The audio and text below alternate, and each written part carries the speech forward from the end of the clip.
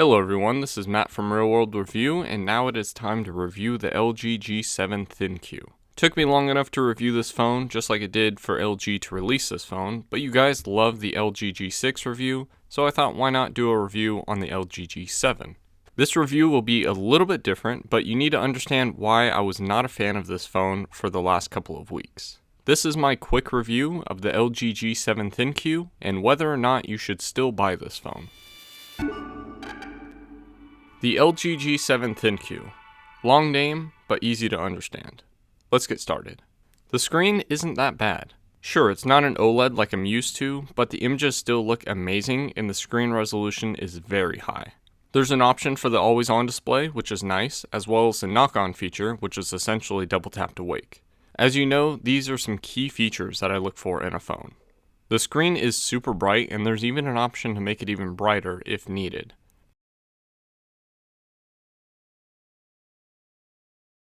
Sorry, it's actually called the new second screen. The notch houses a front camera earpiece, light sensors, and LED for notifications. While the notch is small when compared to a phone like the iPhone X, it doesn't seem like it's actually needed. It doesn't add many features to this phone. You still have 2D face recognition, so a regular standard camera, no extra cameras or anything like that. The speaker is only used for an earpiece, so it's not as big as like a loudspeaker, and the LED for notifications is extremely small. The aspect ratio is 19.5 by 9, which is weird to me because the LG G6 actually had an 18 by 9 ratio. This just means that the phone screen is taller, and that's mainly because of the unneeded notch. As for the battery, the 3000 mAh battery is decent, but disappointing. Lasting a full day is easy, but LG puts in a smaller battery into this phone when compared to the LG G6. Maybe they thought that the Snapdragon 845 processor was more efficient, or that making a lighter phone was better than having a bigger battery, but I think it was a bad move. There are many ways to get this battery to last a long time, and I'm really just mad at the fact that they downsized the battery on a bigger phone. This phone does have Quick Charge 3.0 and wireless charging, but that's not an excuse for giving this phone a smaller battery. The frame is something that I want to bring up because this phone is interesting. The back is glass along with the front, while the frame is aluminum. There is a little bit of plastic in the fingerprint scanner, which works fine. The phone is super slippery because of all of these, yet somewhat durable. Sure, the back was cracked when I got this phone, and the front has small cracks in it, but the screen and the frame have some heavy scratches and dings on them, and everything is still holding up. LG has been through some tough situations in the past, and I think that this has made LG really rethink the materials that they put on their phone. Sure, it's not the most durable phone in the world, but it's not a super fragile phone either, like some other phones that we've seen. Again, it's a slippery phone, but I like the shape of it. Although I have to say it is weird because this phone is noticeably taller than the LG G6, and it just feels weird when compared to the LG G6. That mixed with the notch makes the transition kind of strange. Sure, the phone isn't exactly what everyone wants, but it's still good. Like, really good.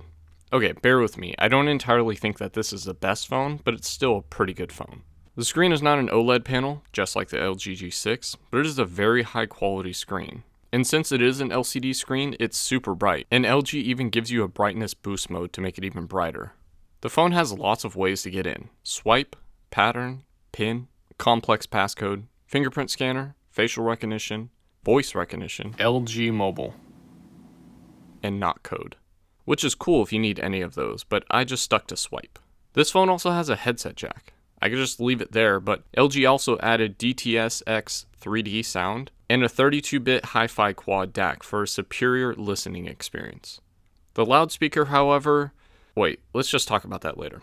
During the day, the camera looks nice. The 3-camera setup is very modest for what LG has been doing lately, but it's what people want. Sure, the night mode isn't the best, but there's not really many phones out there with good night mode to begin with.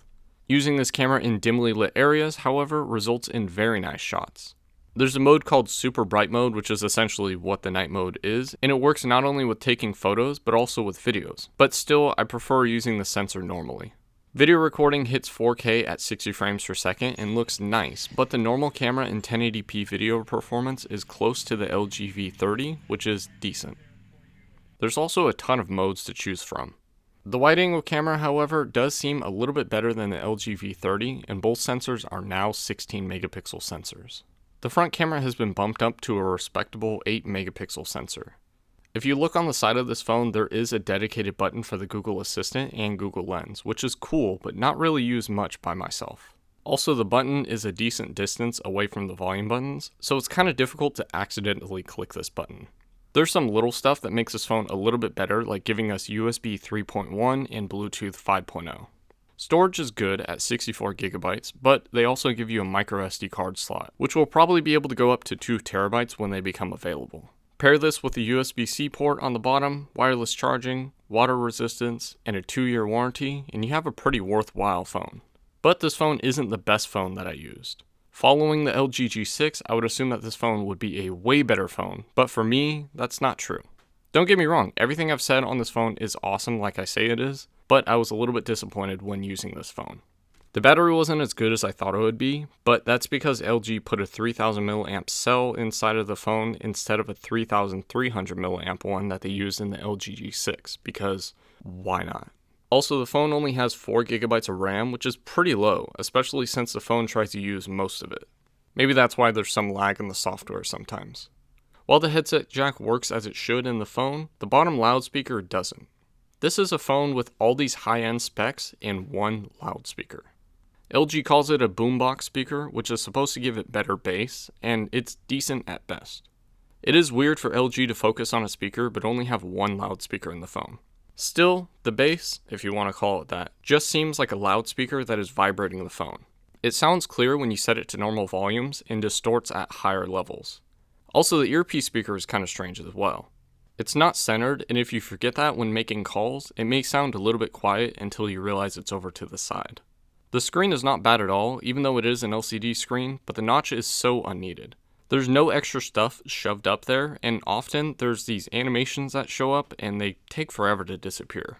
Sure, you can turn off the second screen, but the LCD makes the notch more obvious when you're viewing the screen in the dark.